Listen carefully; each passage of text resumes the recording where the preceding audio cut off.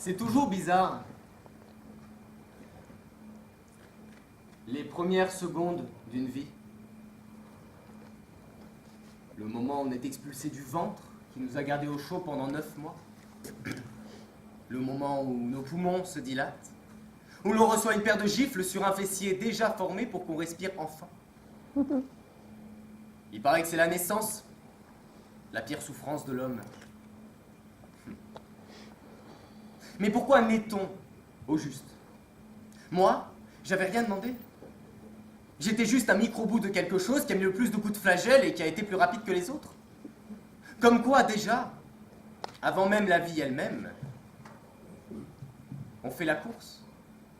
On a déjà cet esprit de compétition. Et voilà qu'on arrive, sous les regards de nos parents qui scintillent de larmes, on se fait passer de main en main, de gant en gant. On comprend pas trop ce qui nous arrive. J'étais tombé sur la vidéo de ma naissance, et j'ai l'impression de savoir pourquoi est-ce que l'on pleure comme une madeleine à peine vient-on au monde. On sait ce qui va nous arriver. On sait qu'on va vivre, c'est vrai. Qu'on va avoir des rêves, des amis, une famille. Que l'on va connaître la joie, l'amour, les mots, la musique. Que l'on va apprendre ces si belles choses qui nous servent toujours. Mais on sait qu'on va vieillir. On sait qu'on va l'égarer, cette insouciance des débuts, qu'on n'aura plus d'excuses, plus de droit à l'erreur, qu'on fout pas les pieds au bon endroit, que l'on va sans cesse chercher le résultat et la réussite à se rendre malade, qu'il faut absolument faire quelque chose de sa vie, alors que la vie, c'est déjà quelque chose. C'est quand même une sacrée blague. On se forge comme on peut, du mieux possible. On a des ambitions, du travail, une femme ou un mari, des enfants. On s'accomplit professionnellement et socialement. On s'efforce de rester en bonne santé. Tout ça pourquoi? Mourir. C'est quand même con une vie, hein? Beau mais con. En fait, être humain, c'est juste être un partisan de l'éphémère. Alors puisqu'on est là pour un laps de temps déjà défini, puisque le sablier laisse trop vite tomber ses grains, puisque je ne sais pas si je serai encore là demain, ce soir, j'ai envie de me raconter. De vous raconter la petite vie que j'ai eue, bien que je pense que c'est plutôt la vie qui nous a. Je m'appelle Lucas Gimello, j'ai 23 ans, je suis né à Nice le 1er novembre 1994, je suis scorpion, ascendant scorpion, signe chinois, chien.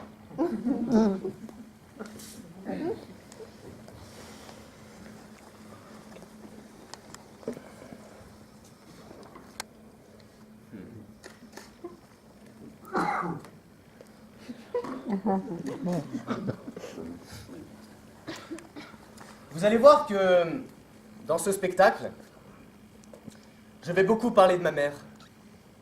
C'est quelqu'un de très important pour moi, qui m'a toujours soutenu et toujours aimé. Et je me souviens que dès les premières minutes du début de ma vie, elle était déjà folle amoureuse de moi. Alors? Alors? T'as vu, hein? Il est moche! Je vois bien que tu trouves qu'il est moche. T'as vu comme il est laid? 48 cm, 2 kg 600. Ne me fais pas la phrase toute faite, il est mignon, il a tes yeux, il est moche, il est moche! Ma mère a toujours été quelqu'un de très calme.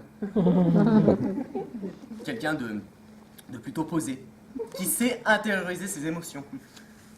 Je fais quoi maintenant avec ça? Hein? Je lui mets une ficelle autour du cou et je l'accroche au rétroviseur de la voiture? C'est trop tard pour avorter, non? Eh ben, avec tant de laideur, il doit en avoir des combats à mener dans la vie, celui-là. Mais enfin, regarde-le, il est tout petit, tout ridé, tout fripé, on dirait Papy Claude. Il est né vieux, cet enfant, on dirait Benjamin Button. Les premières secondes de ma vie commencent donc dans un amour maternel absolu. Ma mère, qui a toujours eu pour habitude de vouloir tout contrôler, ne supportait pas que les choses ne se déroulent pas telles qu'elle les avait souhaitées. Par exemple, contrairement à ma sœur aînée, je n'ai pas été baptisé. Et pas uniquement pour des raisons religieuses, simplement parce qu'elle ne voulait pas que le beau-frère de mon père soit mon parrain. Le caprice. J'ai grandi dans une famille relativement déséquilibrée. Une famille qui traîne un nombre incommensurable de casseroles et d'archives dans lesquelles il est tabou de se plonger. Un milieu modeste On était pauvres, mais je crois qu'on était les seuls à pas le savoir. On a toujours dépensé l'argent qu'on n'a jamais eu. Ma sœur et moi sommes comme cul et chemise. Mes oncles, les frères de ma mère, sont artistes, ascendant alcoolique. Mon grand-père, un ancien musicien très connu du métier, et ma grand-mère se déchirent. Enfin, ils s'accompagnent plus qu'ils ne se supportent. Ce sont des vieux amants qui ne parlent plus d'amour. Qui ne parlent plus tout court. Enfin, sauf au volant. Tu ralentis, attention le dos d'âne! Oh, ça va, me casse pas les couilles. Mais qu'est-ce que t'as? Hein, t'es pressé, t'as faim, tu veux voir tes jeux? Espèce de taré, va. C'est donc comme ça qu'on se dit je t'aime quand on prend de l'âge. Ma grand-mère aime profondément mon grand-père. Je sais, ça se voit pas. On pourrait penser que c'est de la méchanceté. Moi, je dirais plutôt de la pudeur. Elle s'est toujours sentie jeune. Puis elle a eu mal au dos. Mal au genou. Le gauche, surtout. Puis elle s'est tassée. Un jour, elle s'est réveillée, elle s'est rendue compte qu'elle avait vieilli. Et son mari aussi, hein. Sauf que lui, à défaut de perdre ses cheveux, il a perdu la tête. Je crois que quand mamie crie sur papy, en fait, c'est le temps qu'elle gronde. D'ailleurs, c'est assez paradoxal de voir que chacun semble mener un combat différent dans son coin. Mon grand-père, je crois, lutte contre la dépression. Ses yeux sont morts, vides. Comme si, à force d'avoir contemplé les belles choses, il en avait perdu la vue pour les plus banales. Il a d'ailleurs toujours cette phrase très enthousiaste quand on lui demande comment il va. On fait aller. On se fait chier, hein, les petits vieux, ils ont pas le choix. Vieillir, c'est se punir. Il lutte certainement contre le froid de la solitude qui lui caresse le cœur. Parce qu'à chaque fois que ma grand-mère part travailler, qu'il est seul dans son appartement glacé où la mort rase les murs, il ressent le besoin de me téléphoner, et toujours pour me demander la même chose. Ouais, Lucas, ça va. Dis, tu veux bouffer un truc avec moi à la maison, là? Je suis tout seul, je me fais chier. Comme ça, on mange ensemble, et puis on regarde un film. Tu peux même dormir là, si tu veux. Non, écoute, papy, c'est très gentil, mais là, tu vois, ce soir, je peux pas parce que je travaille sur mes textes. Une prochaine fois, ok? Ok, allez, une prochaine fois. Je m'entends très bien avec chaque branche de mon arbre généalogique. Il y en a juste une où, pendant longtemps, j'ai eu l'impression de ne pas partager la même écorce ou la même sève. Mon père. Quand j'étais plus jeune, j'adorais jouer seul, me déguiser, faire le pitre et surtout m'enfermer des journées entières dans ma chambre pour dessiner des BD. Et je crois que lui, au fond, il n'était pas très fier de ça. Il aurait voulu que je sois un grand sportif, bon à l'école et concentré.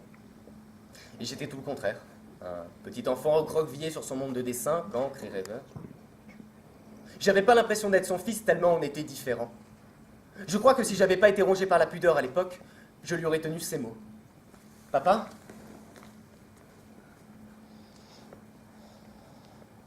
Je sais même pas s'il est juste de t'appeler comme tel. Tu sais, j'ai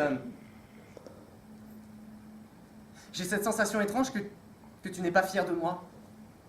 Et qu'à tes yeux, je suis un raté. Un gosse bon à jeter à la poubelle. C'est certainement le cas. Et j'ai conscience que tout ce que tu m'as dit ne sera jamais aussi violent pour moi que tout ce que tu penses. Tu sais, le voisin, Nicolas, depuis ma fenêtre, je l'observais jouer et rire avec son père. Ils ont cette complicité naturelle d'un père et de son fils.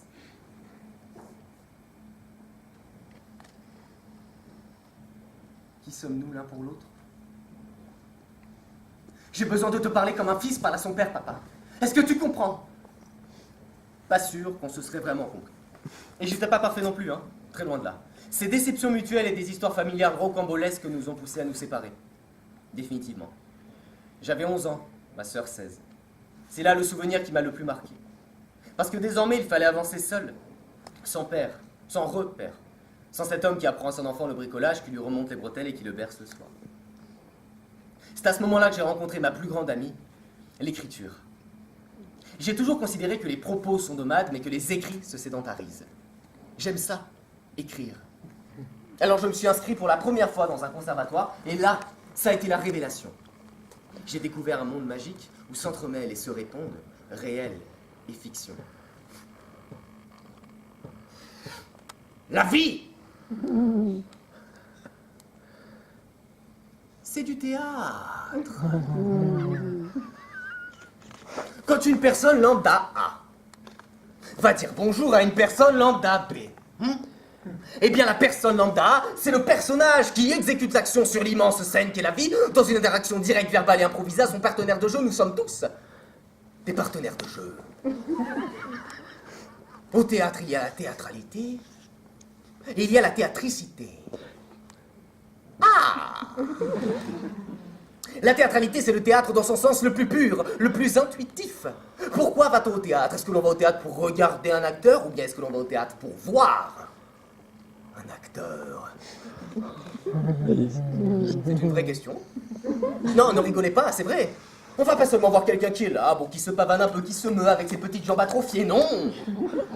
On est là pour voir quelqu'un qui joue, qui sort ses tripes, qui les pose sur la table, qui les découpe en petites rondelles et qui nous les sert tels des rognons de porc. Voilà ce qu'est la théâtralité. La théatricité, c'est autre chose. On y reviendra. Mais c'est ça, le théâtre. C'est un nouveau monde.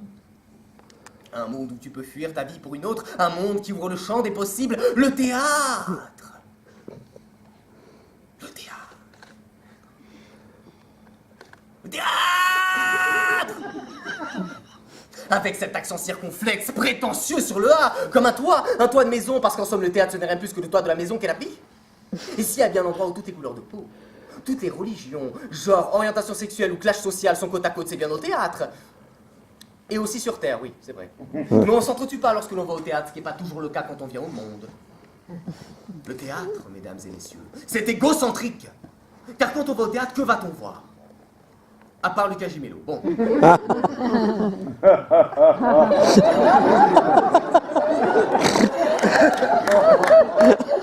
Le plus triste là-dedans, c'est que c'était pas une blague. Le festival du Rouret, enfin peu importe. Eh bien, quand on va au théâtre, on va voir quelqu'un. C'est tout. Juste ça, hein. Juste quelqu'un. C'est de la vraie prostitution, le théâtre. On paye 15 €, parfois plus cher, pour aller voir quelqu'un, pour l'écouter, le sentir, le voir bouger. Pendant 1h30, on se délecte de tout ce qu'il nous offre. Son temps, sa voix, ses yeux, ses cheveux, son énergie, sa transpiration. Il s'offre à nous, le comédien s'offre à nous sans pudeur, et il est payé pour ça. Être comédien, c'est être une pute. Être comédien, c'est être une pute en moins cher. Est-ce que quelqu'un ici se destine à la carrière de comédien? Tiens, toi le nouveau par exemple, comment tu t'appelles? Lucas. Ah, oui, ouais, tout le monde rigole, Lucas. Qu'est-ce que tu penses de la théâtralité? Qu'est-ce que tu penses du théâtre? Bonjour. Alors, ce que je pense du théâtre, hein, c'est que je vais plutôt aller m'inscrire en peinture. J'étais terrifié à mon premier cours de théâtre, terrifié. Et plus tu en prends, plus c'est terrifiant. Et ce qui devient véritablement le plus terrifiant dans cette histoire, c'est que ça te plaît. Un comédien, ça se fait mal. Ça se torture l'esprit pour trouver les émotions. Ça se heurte violemment à la réalité de la vie une seconde fois, comme si une fois ne suffisait pas, comme si on voulait s'écorcher. Ça mange pas. Merci. Ça ne dort pas. Ça ramène pas d'argent. Ça réserve ses émotions pour la scène. Non, en somme, un comédien, c'est juste un sadomaso qui s'assume. Mais j'avais retenu la phrase de mon prof. La vie est un théâtre. Et ça m'avait inspiré un texte.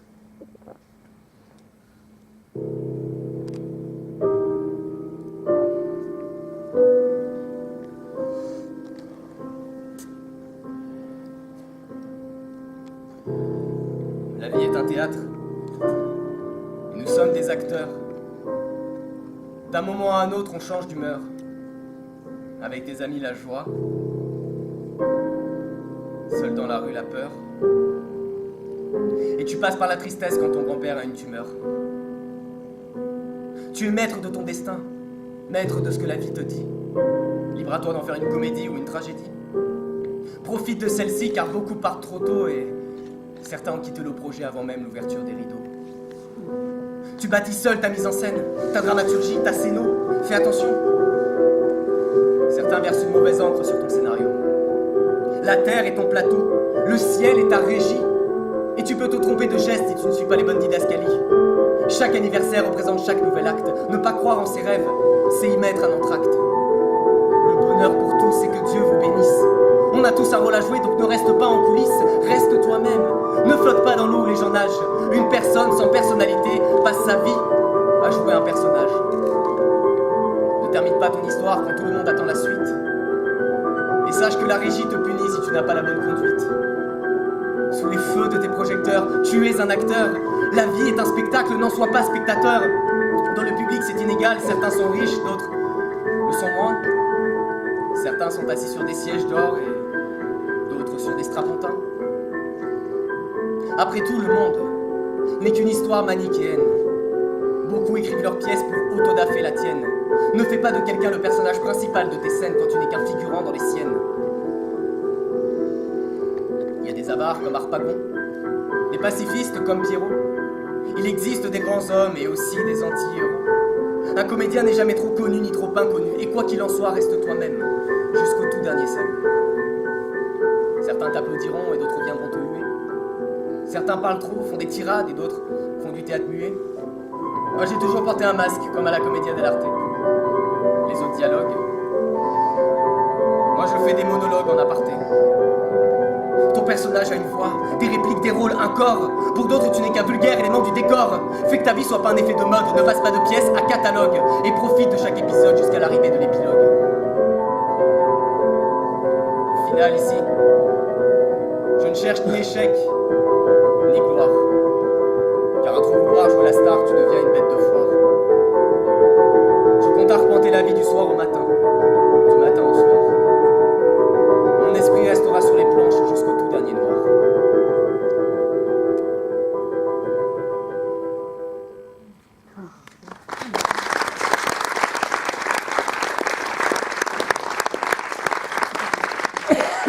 Je suis tombé amoureux transi de la scène, du public, des projecteurs et de l'écriture. Et une fois de plus, ma mère était derrière le coup. C'est bien elle qui m'a inscrit pour la première fois dans ce conservatoire, et pas uniquement parce qu'elle me voyait épanoui sur scène, mais simplement parce qu'elle était soulagée de savoir que j'avais enfin trouvé ce que je voulais faire. Elle s'était empressée de m'inscrire dans ce cours de théâtre parce que c'était le domaine où il y avait le moins besoin de diplôme possible. Décidément, monsieur, je sens comme une pointe de moquerie. Et j'en ferai fi. Où j'en suis, du coup? Oui, j'ai eu une scolarité catastrophique. J'ai failli redoubler ma 6e, j'ai failli redoubler ma 5e, j'ai failli redoubler ma 3e, j'ai eu mon brevet avec mention on sait pas trop comment tu l'as eu, j'ai redoublé ma seconde, j'ai failli redoubler ma terminale, j'ai eu mon bac avec mention estime-toi heureux de l'avoir, j'ai redoublé ma première année de licence, j'ai failli redoubler ma deuxième première année de licence, j'ai failli redoubler ma troisième année de licence et j'ai finalement eu ma licence en du spectacle avec mention bravo pour tes antisèches. Vu que j'étais une petite teigne trop gentille à l'école, qui se faisait tout le temps avoir et que ma mère me voyait, et me voit encore, comme une petite chose fragile, j'entretenais inconsciemment son côté mère-poule. Surcouvé, protégé, je devais répondre aux appels aux SMS de ma mère dans les 2 minutes qui suivaient leur réception, sans quoi je me faisais incendier et je devais rentrer illico presto au nid pour qu'elle me raconte une nouvelle fois la dangerosité de la vie. Enfin bref, de façon générale, vers 16 ans, j'allais bien sur tous les points. J'étais entouré par une famille aimante, des amis fidèles. Je m'épanouissais de plus en plus dans le théâtre et la musique, j'étais apprécié par mes collègues. Même mon père était revenu après 5 années d'absence pour faire son mea culpa et rattraper le temps perdu. Un seul point dysfonctionné. L'amour. L'amour. Cette chose qui te brûle le ventre, accroît tes pupilles, accélère ton pouls et te fait bafouiller. J'ai jamais trop triomphé sur cet aspect de la vie. Je pourrais d'ailleurs me référer à l'épisode de ma première fois qui en restera l'expérience la plus marquante. J'avais 18 ans et c'était avec ma deuxième ex-copine dans une caravane. Non, rassurez-vous, c'était gratuit. Ça commençait bien. On avait passé la journée ensemble, main dans la main, à s'embrasser sous la pluie, à se raconter les hier différents que l'on avait eus et les lendemains communs qu'on envisageait. Aux alentours des 18h, on est rentré dans la caravane du camping.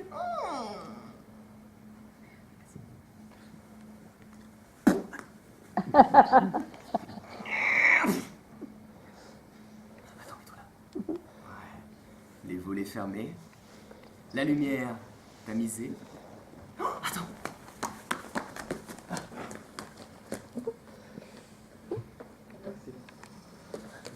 Une petite musique romantique pour l'ambiance. 3, 4. j'en ai les larmes aux yeux. Nos mains ne tiennent plus ensemble.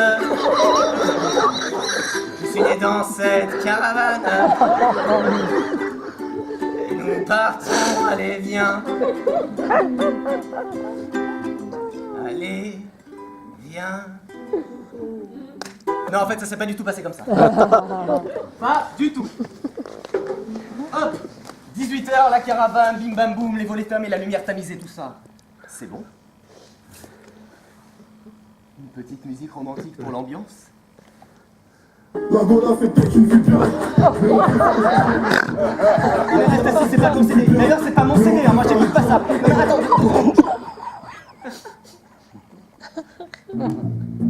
Voilà. C'est mieux. Donc on était là. Je la contemplais, ne sachant que dire.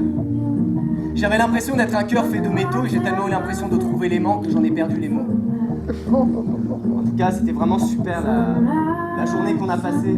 Enfin, on n'a rien fait de spécial, mais c'était bien. Enfin,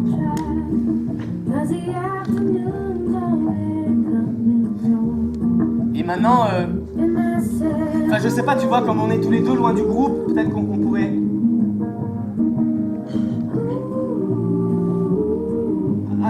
Deux secondes. Oui, quoi, maman? Mais je suis en train de discuter, là, avec des amis, ouais. Oui, ça s'est bien passé, j'ai passé la journée avec moi-même, et c'était bien. Non, tu me déranges pas, non. Ah mais si, tu me déranges, bien sûr que si. Mais non, mais parce que j'allais faire les courses. Ouais, on est dimanche, mais c'est ouvert. Oui, je dois sortir du camping pour aller faire les courses, oui. Non, c'est pas loin, je sais pas, à 20 minutes, à pied. Ouais, j'y vais à pied, ouais. Ouais, seul. Bah si, il y a un trottoir, enfin il est petit, mais il y a un trottoir. Oui. Ouais, mais j'ai plus de batterie. Enfin, bah oui, je vais sortir tout seul du camping. Non, bon allez, c'est bon, maman, j'irai demain avec Jérémy, j'irai demain. Maman, je peux te laisser là parce que je fais la vaisselle. Oui, ça m'arrive. Voilà, moi aussi. Voilà, allez. Qu'est-ce que c'est que ça? C'est notre piste. Doug, cette télécommande. Attends, non mais 2 secondes. La gola fait peut-être une vie Ah! Non mais attends. La gola fait peut-être une vie bien. Mais on préfère les toi. Voilà. Excuse-moi, hein, c'était ma mère puis la radio qui bug. Enfin, puis on a fait l'amour et c'était... Oh, c'était... Ah, c'était nul. Vraiment nul, hein.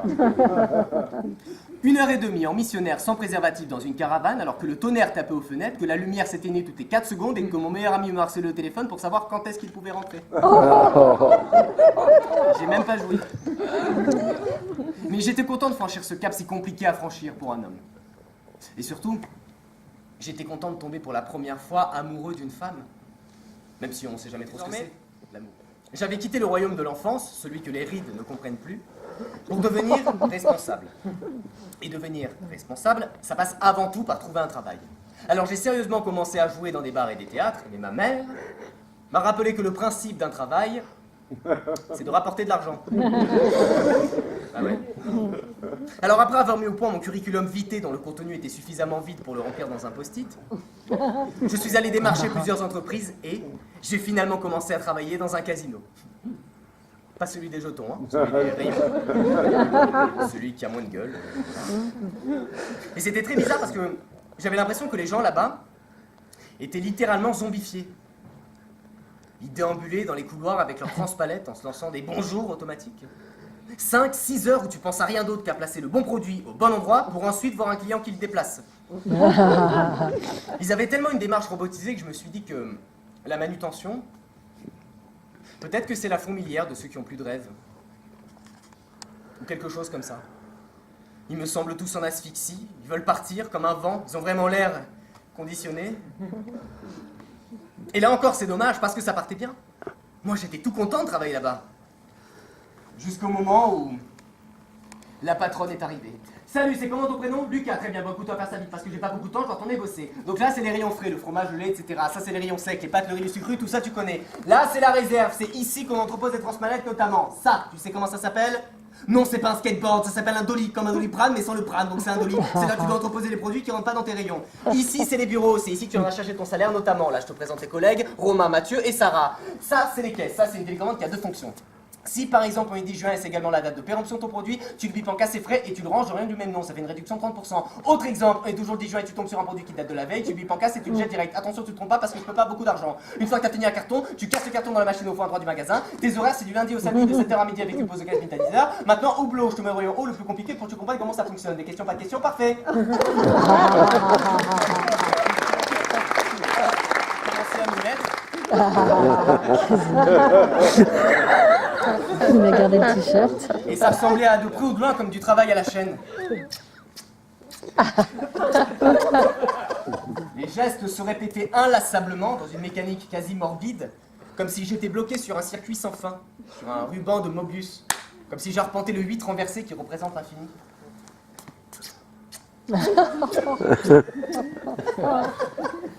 Et puis j'ai pensé très fort à mon film préféré, Les Temps modernes. Et la bande originale de ce chef-d'œuvre intemporel défilait dans mon vortex. Oh.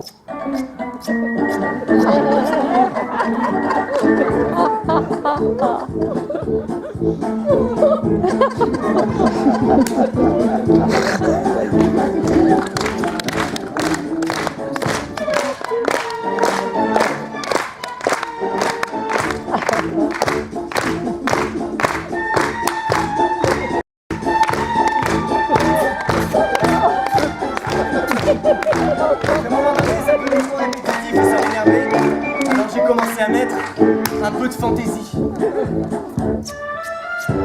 Eh ben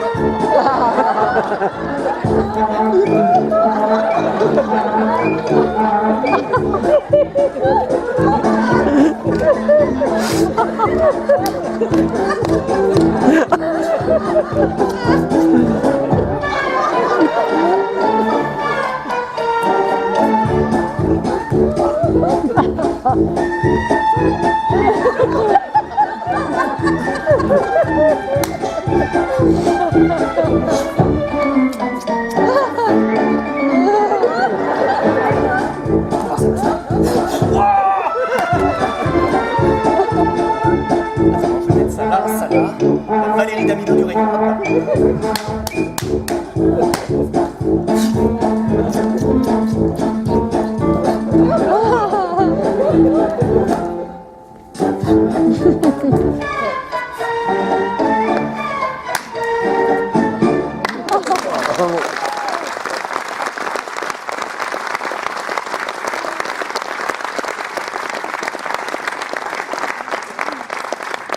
Oh, qu'est-ce que tu me fais, toi? Attends, viens dans mon bureau, t'as pas bien compris. Ouais, c'est mon bureau, un peu d'imagination. Qu'est-ce qui te prend de trémousser le cul dans mon magasin? Tu veux me faire couler la boîte ou quoi? Je vais te réexpliquer, je crois pas que t'aies compris. Ici, y a pas de magie, ok? Zéro fantaisie, c'est carcéral. Je veux que quand tu arrives face aux portiques de casino, tu déposes ton âme, tes songes et tes rêves et tu rentres sans poser de questions, j'étais clair? Parce que moi j'étais comme toi, plus jeune l'argent je m'en foutais, mais maintenant que je suis adulte je pense qu'à ça. Alors tu fais un effort, il te reste 2h35 minutes à bosser, des questions, pas de questions, parfait. Bon, là par contre pour le coup j'avais tout compris du premier coup. Parce que ça c'était à la fois ce qu'elle avait dit et le sous-texte. Mais comme je pouvais pas m'empêcher d'être moi-même et de mettre toujours mon petit grain de folie, j'ai fini par démissionner. De force. J'ai déliré quoi. Et ça m'a pas arrangé, hein. Très loin de là. Bon, déjà parce que je gagnais mon pain avec ça évidemment, mais surtout parce que le fait d'avoir un travail m'occupait à autre chose qu'à l'écoute exacerbée de mon corps. Je vous dis ça parce que je suis un hyper angoissé, hyper anxieux, sujet à des crises de panique violentes et hypochondriaque. Ce qui signifie pour les plus jeunes que par exemple si je me coupe le doigt avec du papier, je m'imagine une hémorragie. L'hémorragie c'est quand le sang coule beaucoup.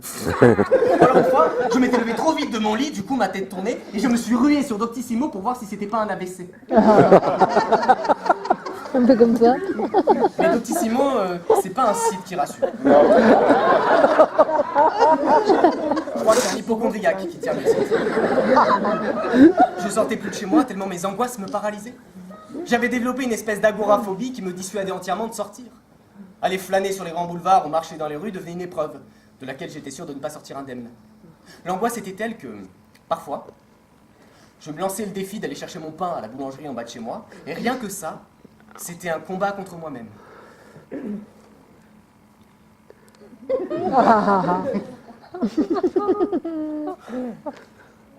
Bonjour madame, une baguette pas trop cuite. 1 euro, tenez, merci, au revoir. Bonjour madame, une baguette pas trop cuite. 1 euro. Allez. Fais-le pour ta mère. Allez.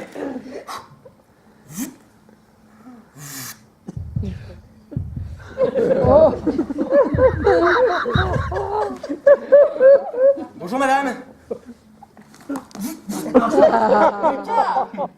Viens voir. Viens voir. Arrête de raser les murs. Regarde à la télé, il parle de l'hypocondrie justement. Tu savais que Michel Drucker, Woody Allen et Florence Foresti sont des terribles angoissés? Tu vois? Ça arrive à tout le monde, c'est pas une tare. L'angoisse, c'est l'apanage des grands artistes. Donc toi, tu dois en être un immense. Il y en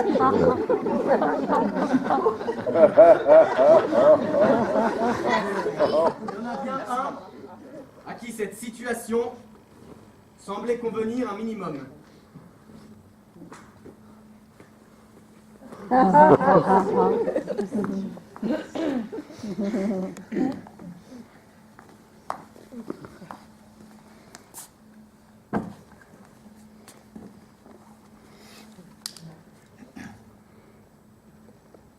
Entrez, s'il vous plaît. Ah, monsieur Gimelot.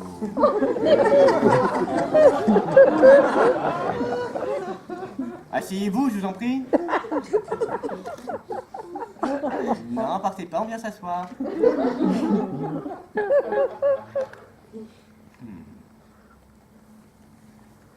Bon, qu'est-ce qui vous arrive aujourd'hui, monsieur Gimelot? Qu'est-ce que c'est? C'est quoi? C'est la gale?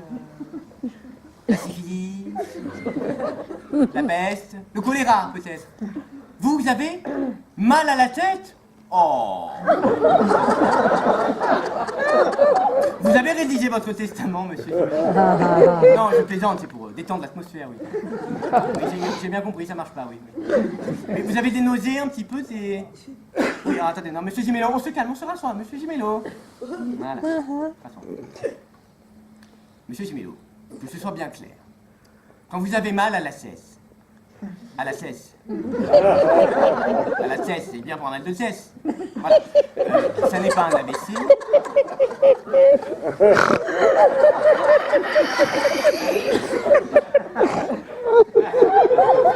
Ça n'est pas un AVC. Qu'est-ce que ça veut dire? Ils sont bruyants, les patients dans la salle d'attente. Bon, bref. Ça n'est pas un AVC, ça n'est pas une syncope, ça n'est pas un anévrisme, mais ça n'est pas non plus une tumeur au cerveau. Hein? C'est juste une migraine. Désolé. Mais je vais vous préconiser d'Odoliprane 3 fois par jour pendant une semaine. Autre chose? Ah oui, je me doutais, oui. Oui, le cœur qui palpite, c'est pareil, monsieur Gimelot. C'est pas une crise cardiaque ou un infarctus. Il faudrait pour ça, soit que vous fumiez tous les jours ou que vous consommiez des substances illicites, ce qui n'est pas le cas, soit que vous buviez énormément d'alcool tous les jours, ou alors que vous ayez un problème cardiaque génétique. Un problème cardiaque génétique. Génétique de naissance, quoi. Voilà. Et comme vous avez une tension plus basse que... Non, monsieur Gimelot, revient, j'ai pas fini. Allez, monsieur Gimelot. Allez, on vient, j'ai des patients, voilà. Eux, ils sont beaux, les murs. Hein. Ouais, très belle vue sur le parking. Allez, on vient... Ouais, super, 58 kilos, effectivement, les comédiens mangent pas beaucoup. On vient s'asseoir, peut-être, avant... Ouais. On touche pas au squelette, monsieur Gimelot. Un miroir, d'accord. Bon, monsieur Gimelot.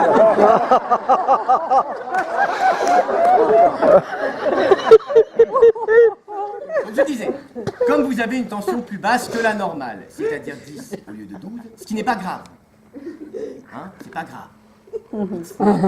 Grave, d'accord? Du coup, votre cœur a tendance à accélérer pour contrecarrer ce rythme. Voilà, c'est pas grave, c'est juste pour rattraper. Oui. D'ailleurs, la tension plus basse, c'est pas grave non plus. Hein. C'est même l'apanage des grands sportifs. Que vous n'êtes pas. Oui, c'est ça. Je prends votre carte vitale. 35 € par chèque, bien sûr. Vous avez votre carnet de santé? Le carnet de santé. Un carnet de santé. Bon, laissez faire. Il est mignon quand même. Vous êtes peut-être un petit peu, comment dire, stressé en ce moment, vous préparez des spectacles. Vous écrivez pour vous détendre, bah, c'est très bien ça, vous écrivez sur quoi? La mort. Ah oui.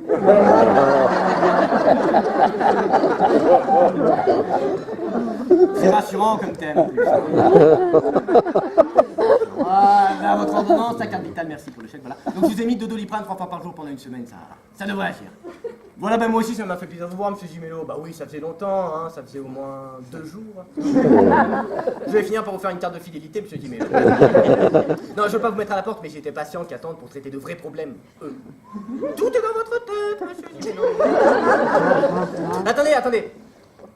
Vous qui faites du théâtre, vous avez lu Le Malade imaginaire de Molière? Lisez-le, hein. Il avait raison.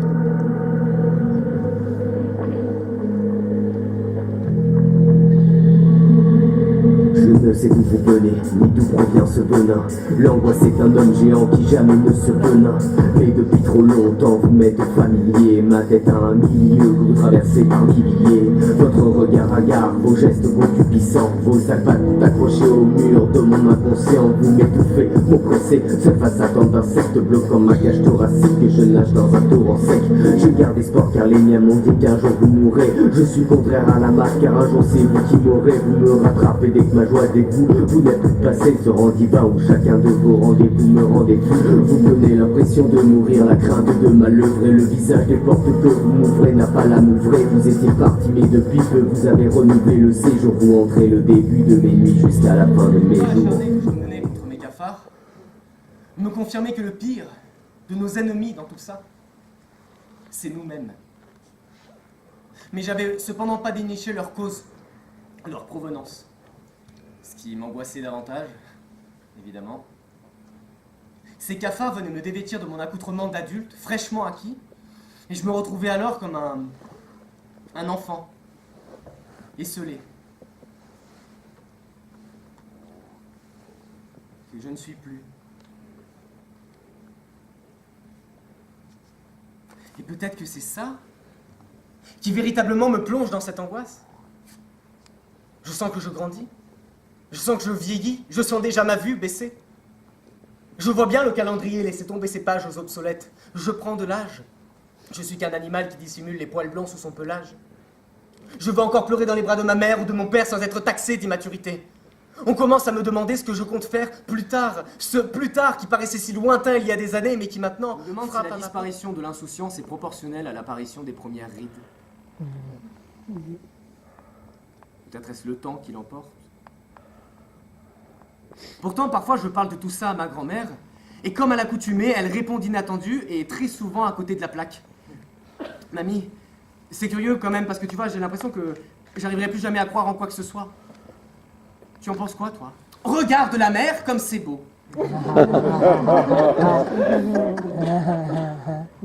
Tu as vu?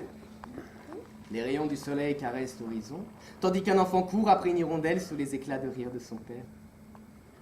La fraîche brise fait danser les feuilles de ce bel arbuste. On a de la chance de pouvoir contempler encore la simplicité des premières aurores. Les dernières secondes d'une vie. Le moment où on s'apprête à être expulsé du monde qui nous a gardés au chaud pendant 9 décennies.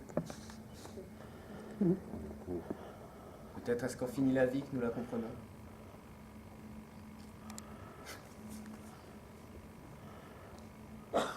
Je vais continuer de croire en nous, de croire en l'homme, de croire en notre bonté et de croire, tout simplement. Je vais conserver intacte mon insouciance parce que, comme beaucoup, parfois, c'est la seule arme qui me reste. Avant que le temps ne fasse couler mon câblier, que la femme au noir tablier me pêche de son hablier.